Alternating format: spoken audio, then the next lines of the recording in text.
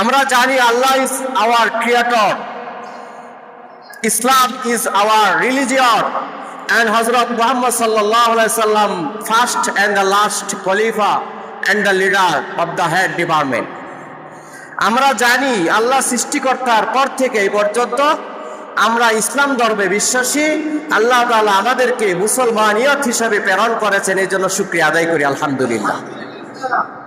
পৃথিবীতে আল্লাহ তাআলা নবী রাসূল প্রেরণ করেছেন, সাথে সাথে 104খানা সহিফা ডকুমেন্ট প্রমাণাদি দিয়ে প্রেরণ করেছেন যে আমি নবী রাসূল পাঠাইলাম, সাথে একটা প্রমাণ দিলাম।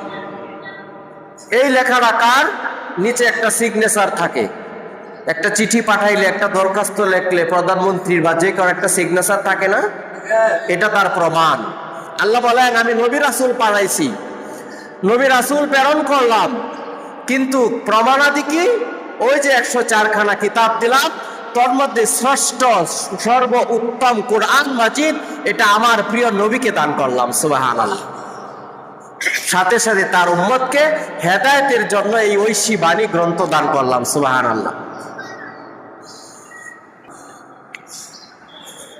আপনারা বুঝে থাকলে বলেন, আমরা মুসলমান হওয়ার আগে যখন নবজাত শিশু জন্ম নিলাম পৃথিবীতে, আমি কি জানতাম আমি মুসলমান না কাফের না হিন্দু না বৌদ্ধ খ্রিস্টান না সারা? বলেন তো, কেউ জানতাম? জন্ম হওয়ার সাথে সাথে বা পেটে যখন ছিলাম জানতাম না। কিন্তু রূহ জগতে আল্লাহ তাআলা যখন সৃষ্টি করলেন সকলকেই, আল্লাহ তাদের বাক শক্তি খুলে দিয়ে প্রশ্ন করলেন যে আলাস্তু বিরব্বিকুম, আমরা সকলেই বলছিলাম ক্বালু বালা। সুবহানাল্লাহ। যে আমি কি তোমাদের প্রভু নই?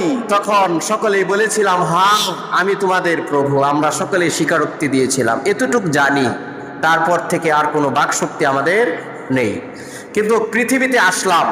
এখন আমার প্রশ্ন হলো, যদি একটা হিন্দু নাসারা খ্রিস্টান বৌদ্ধ যে কোনো বাচ্চাকে যদি ছোটবেলা থেকে আপনি মুসলমান বানিয়ে আপনার ধর্মে এনে আপনার লালিত পালিত করে কোরআন দিন শিক্ষা দেন, কালিমা শিক্ষা দেন, সে কি মুসলমান হবে না? কোনদিন আমরা দরখাস্ত করছি আল্লাহর কাছে মুসলমানের জন্য?